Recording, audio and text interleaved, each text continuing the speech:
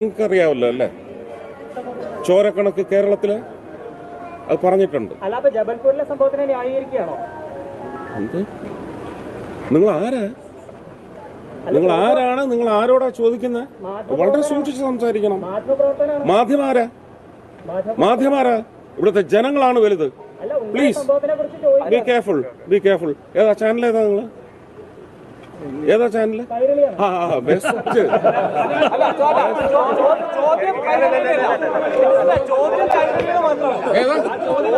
സൗകര്യമല്ല പറയാൻ. ജബൽപൂരിൽ സംഭവിച്ചിട്ടുണ്ടെങ്കിൽ അതിന് നിയമപരമായ നടപടിയെടുക്കും. പിന്നെ നിങ്ങള് അതങ്ങ് ബ്രിട്ടാസിന്റെ വീട്ടിൽ കൊണ്ടുവച്ചാൽ മതി കേട്ടോ.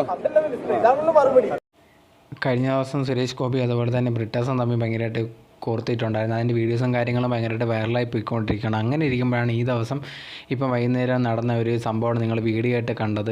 സുരേഷ് ഗോപി അടുത്ത് ഇങ്ങനെ കാര്യങ്ങൾ മീഡിയ വന്ന് ഓരോ കാര്യങ്ങൾ ചോദിക്കുന്നതിനിടയിലാണ് ഒരു ക്വസ്റ്റ്യൻ കൈരളി TV നിന്ന് ചോദിക്കുന്നത്, അവിടുത്തെ ആ ഒരു ചാനൽ ചോദിക്കുന്നത്. ആ സമയത്താണ് ഈ പുള്ളിക്കാരൻ ദേഷ്യപ്പെട്ടതിന് ശേഷം എൻ്റെ അടുത്ത് ഇങ്ങനെയാണ് സംസാരിക്കുന്നത്, നിങ്ങൾ ആരാണ് എന്നൊക്കെ ചോദിക്കുന്നു. ഇവിടെ ജനങ്ങളാണ് വലുത്, നിങ്ങളല്ല എന്ന് ചോദിച്ചിട്ട് ഏത് മീഡിയ എന്ന് ചോദിക്കുമ്പോഴത്തേന് കൈരളിയാണ്. അപ്പം കൈരളിയാന്ന് പറഞ്ഞ ഉടനെ ഭയങ്കരമായിട്ട് ഓക്കെ എന്ന് പറഞ്ഞിട്ട് ഭയങ്കര പൊട്ടിച്ചിരിച്ചിട്ട് അകത്തേക്ക് കയറാൻ പോകുന്നു. കയറുന്നതിന് മുമ്പ് പറയുകയാണെങ്കിൽ അത് ബ്രിട്ടാസിൻ്റെ വീട്ടിൽ കൊണ്ട് ചെന്ന് വെച്ചാൽ മതി എന്നൊരു വാക്ക് പറയുകയും ചെയ്തിട്ടുണ്ടായിരുന്നു.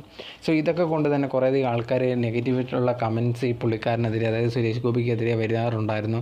കാരണം എന്ന് പറഞ്ഞു കഴിഞ്ഞാൽ ഈ ഒരു ബ്രിട്ടാസിൻ്റെ ഇഷ്യൂ അവിടെയൊക്കെ നടക്കുന്ന സമയത്തും പറയുന്നുണ്ട്, ഈ പുള്ളിക്കാരനുണ്ടെങ്കിൽ സിനിമയിലാണ് എന്നുള്ളൊരു കാര്യമാണ് ചിന്തിക്കുന്നത്, സിനിമ നടനാണ്, സിനിമയിലെ സീനെ പോലെയാണ് എല്ലാ സ്ഥലത്തും പ്രതികരിക്കുന്നത്, ഭയങ്കരമായിട്ട് ആക്ഷൻ പോലെയൊക്കെ എന്താ പറയുക ഒരു മാസ് ഡയലോഗ് പറയുന്ന രീതിയിലൊക്കെയാണ് എല്ലായിടത്തും പറയുന്നത്. ഇത് സിനിമയല്ല, റിയലാണെന്ന് ആർക്കെങ്കിലും ഒന്ന് പറഞ്ഞ് മനസ്സിലാക്കി കൊടു എന്ന് പറഞ്ഞ് കുറേയധികം കമൻസും കാര്യങ്ങളൊക്കെ വരുന്നുണ്ടായിരുന്നു.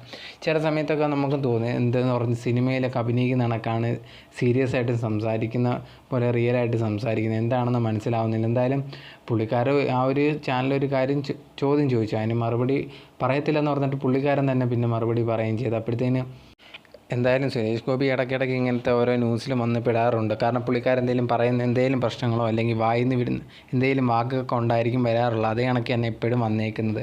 എനിക്കൊന്നും അദ്ദേഹം കുറച്ച് സംസാരിക്കുന്ന കാര്യത്തിൽ ശ്രദ്ധിച്ചാൽ ഇത്തിരിയെങ്കിലും മെച്ചപ്പെടുമെന്നാണ് തോന്നുന്നത്.